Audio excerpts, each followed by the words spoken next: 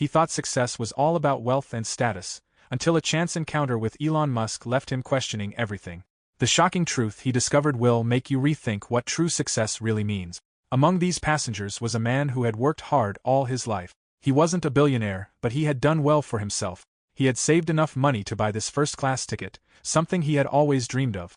As he settled into his seat, he smiled to himself. This was his reward for years of effort. As he looked around, he noticed the other passengers. Most of them were dressed in expensive suits or designer clothes. Some were busy on their laptops, probably making big business deals. Others were sipping wine, enjoying the feeling of being treated like royalty. It was exactly what he had expected from a first-class flight. Then, something happened that made him pause. A man entered the cabin, dressed simply in a plain t-shirt and jeans. He didn't wear an expensive watch, didn't carry designer luggage, and didn't have the usual appearance of a first-class traveler. He looked ordinary, too ordinary. The well-dressed man frowned. He couldn't help but wonder how someone like that had gotten a seat in first class. The ordinary-looking man walked to his seat and sat down quietly. He didn't seem bothered by the luxury around him. He didn't act excited or surprised. He just took his seat, placed his small bag under the seat in front of him, and looked out the window. The well-dressed man shook his head. Must be someone who got lucky, he thought. Maybe the airline had upgraded him for free. Maybe he had used his company's money to book the ticket. Either way, he clearly didn't belong here. Curiosity got the best of him. He leaned slightly toward the simple man and smirked. "First time flying first class?" he asked with a mocking tone. The man turned his head, looked at him with calm eyes, and gave a small smile. "No," he said simply. The well-dressed man raised an eyebrow. "Really? You don't seem like someone who flies first class often," he said, his voice dripping with sarcasm. The man just nodded. He didn't argue. He didn't seem offended. He just sat there, relaxed, as if he had nothing to prove. This annoyed the well-dressed man. He wanted to show this guy his place. "You know, this isn't economy," he continued. "First class is for people who worked hard to get here. It's not just about money. It's about success." The man in simple clothes listened but didn't react much. He nodded again, as if he understood but didn't feel the need to explain himself. The well-dressed man smirked, thinking he had made his point. He leaned back in his seat, feeling satisfied. He had no idea that his words would soon come back to haunt him in a way he never expected. As the plane took off, the well-dressed man tried to relax, but he couldn't stop thinking about the ordinary-looking man next to him. There was something strange about him. He didn't seem bothered by the insult. He didn't try to prove himself. He just sat there, calm and quiet. The flight attendant walked by, offering drinks. The well-dressed man ordered a glass of the most expensive wine available. He wanted to enjoy this flight properly. When the flight attendant turned to the simple man, she smiled warmly. "Mr. Musk, would you like your usual drink?" The well-dressed man froze. His eyes widened. "Mr. Musk?" He turned slowly, staring at the man he had just mocked. Could it be? No. It wasn't possible. But the name. Musk. The simple man smiled at the flight attendant. "Just water, please," he said. The well-dressed man's heart started racing. He suddenly felt very hot. He swallowed hard. "Excuse me," he said, turning to the man beside him. "Did she just call you Musk?" The man nodded. "Yes." The well-dressed man's throat went dry. He had just insulted one of the richest, most powerful men in the world. The man who had changed industries, built companies, and created things that most people could only dream of. Elon Musk. The well-dressed man's hands started to sweat.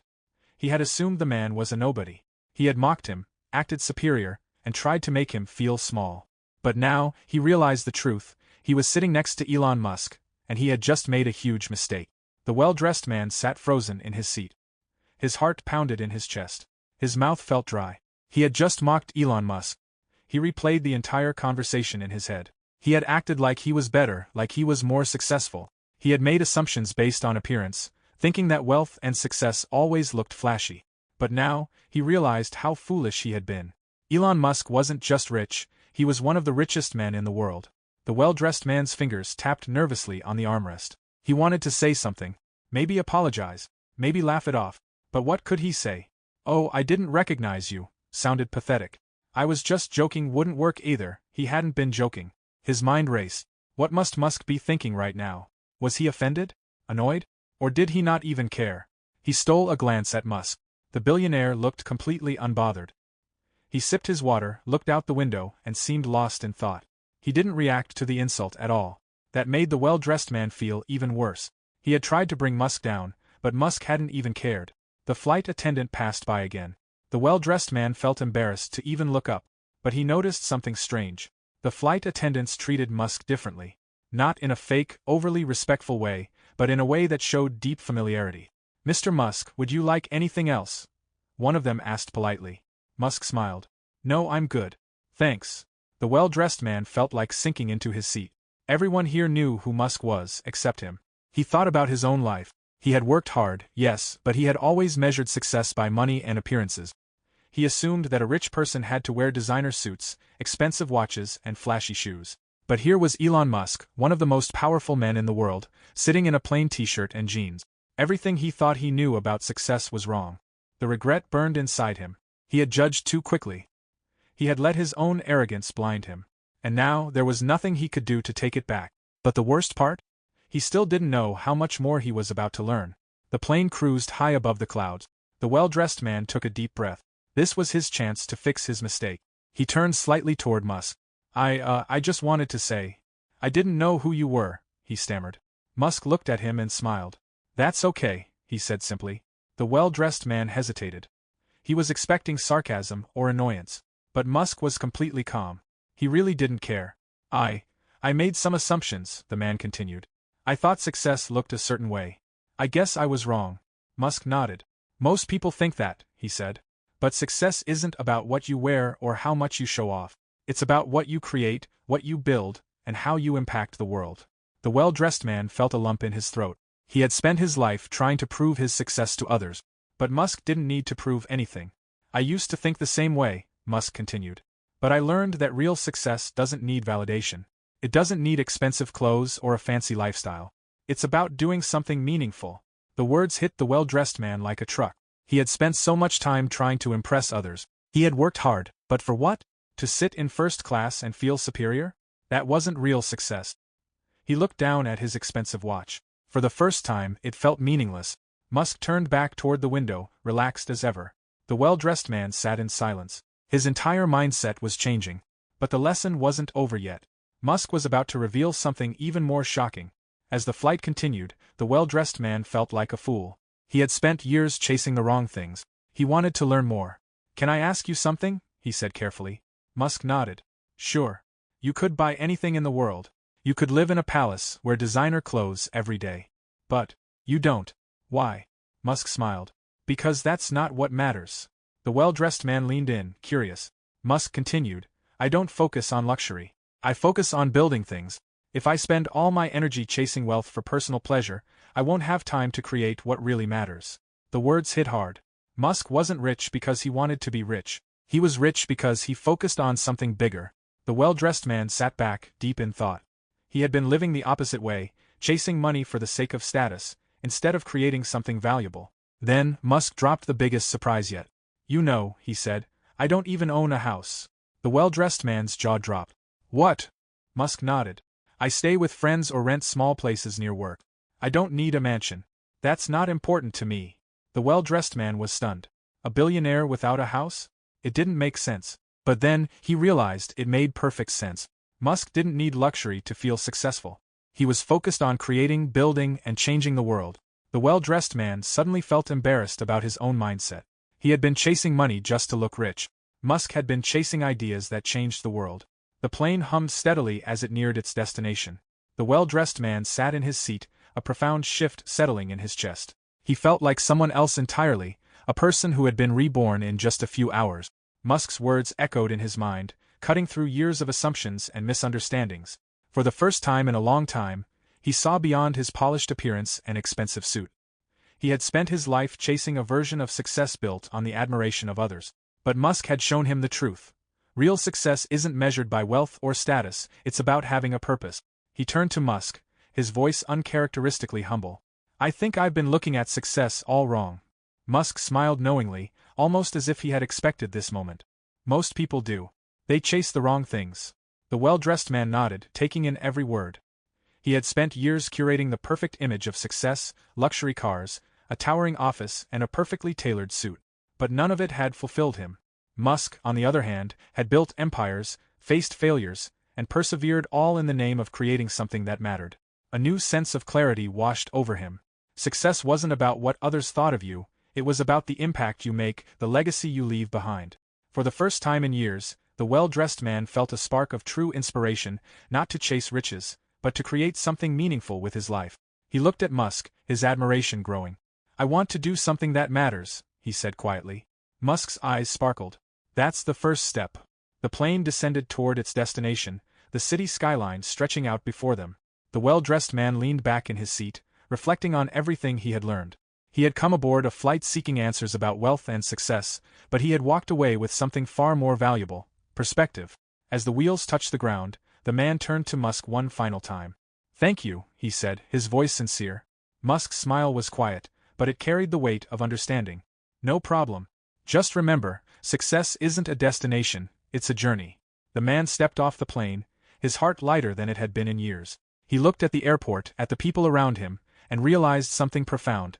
Success wasn't about showing off. It was about what you build, what you create that makes a difference. As he walked away, the well-dressed man knew that he was going to change. The world would no longer define success for him, he would define it for himself. Months passed, and the well-dressed man found himself making small, but powerful changes. He sold his luxury car, moved out of his high-rise apartment, and focused less on external validation.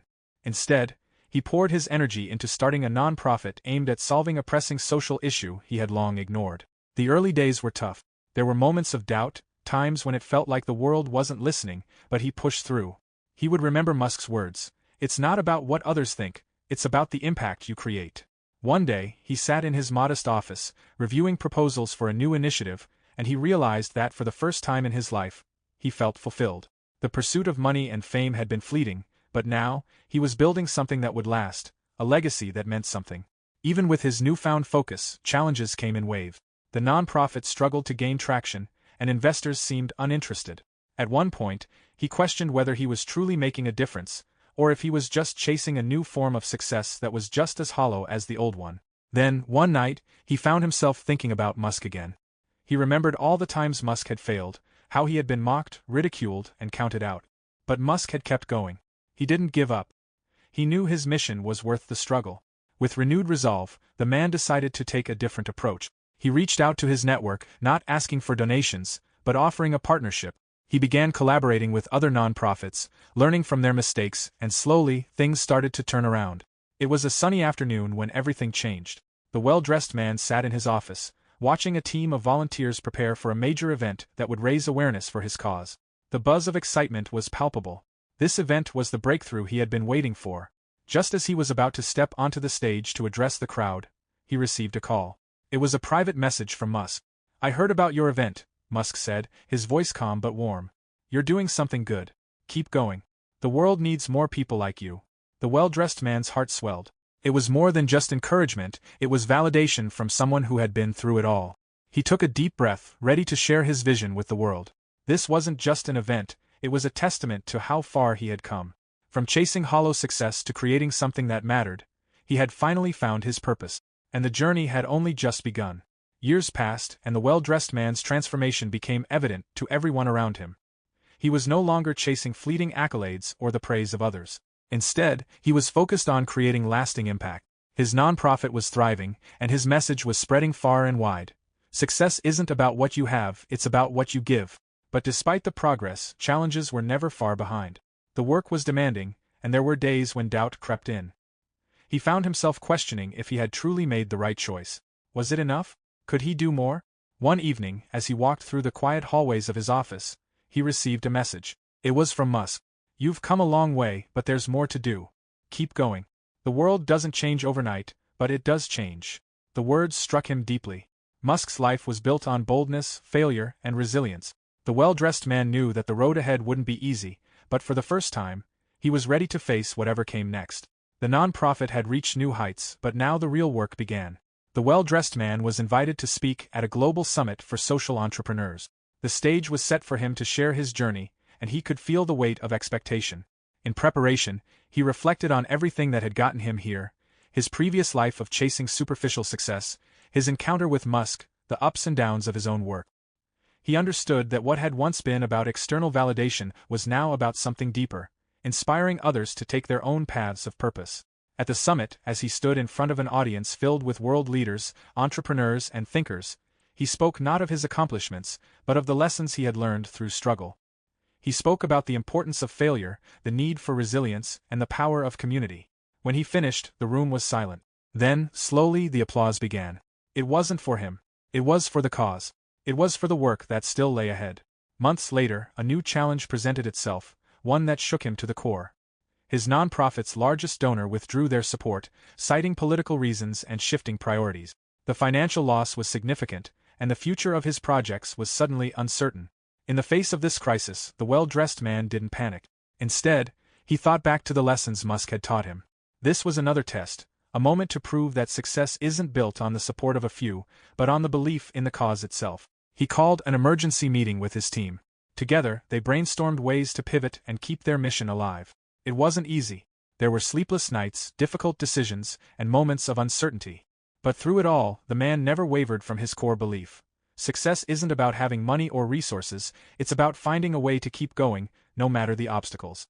The team rallied around him, and new partnerships began to form.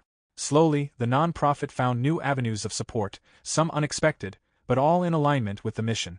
They had lost a donor, but they had gained something far more valuable: resilience. Years later, as the well-dressed man looked out at the skyline from his modest office, he realized something. The world had changed, but not because of grand gestures or public accolade. It had changed because he had stayed true to his purpose, even when the world told him to quit. The nonprofit had grown beyond his wildest expectations, reaching thousands of lives across multiple continents. The projects he had once dreamed of now had real-world impact, and his message of meaningful success had reached a global audience. He received a message one day from Musk: "You did it. Your journey isn't just about what you've built, it's about the lives you've changed." The well-dressed man sat back, allowing himself to take in the weight of those words. His purpose had always been to create, to make something lasting. But now, he saw that success wasn't even in the tangible outcomes, it was in the transformation of lives, the empowerment of others to chase their own purpose.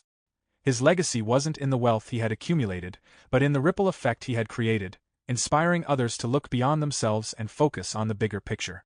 Years later, as the well-dressed man prepared to pass the torch to the next generation of leaders, he stood in front of the large glass windows of his office, watching the sun dip below the horizon.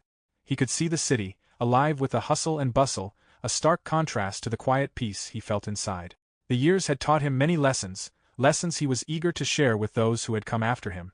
One bright morning, a young leader, full of ambition and potential, sat across from him. The well-dressed man could see the same drive in this leader's eyes that he once had, the same hunger for success. The young leader spoke, voice filled with curiosity. "How did you find the courage to change everything? What made you realize that success wasn't what you thought it was?" The man smiled softly, the question stirring memories of his own journey. "It wasn't courage at first," he began, his voice steady but full of reflection. "It was fear. Fear of staying the same. Fear of living a life that looked good on the outside but meant nothing on the inside." He paused, considering the weight of his own words. "I realized that success isn't something you can measure with money or accolade. It's something you create. When you stop chasing the wrong things and focus on what truly matters, you'll find that you've already achieved everything that will last." As he spoke, he realized that this was the moment he had been waiting for. This was where his legacy would live on, not just in the projects or achievements, but in the lessons passed down to those who would continue the journey. The torch had been passed, and now the work was theirs. His eyes met the young leaders, and there was a shared understanding. The well-dressed man didn't need to say more. He had done his part. The future was in good hands.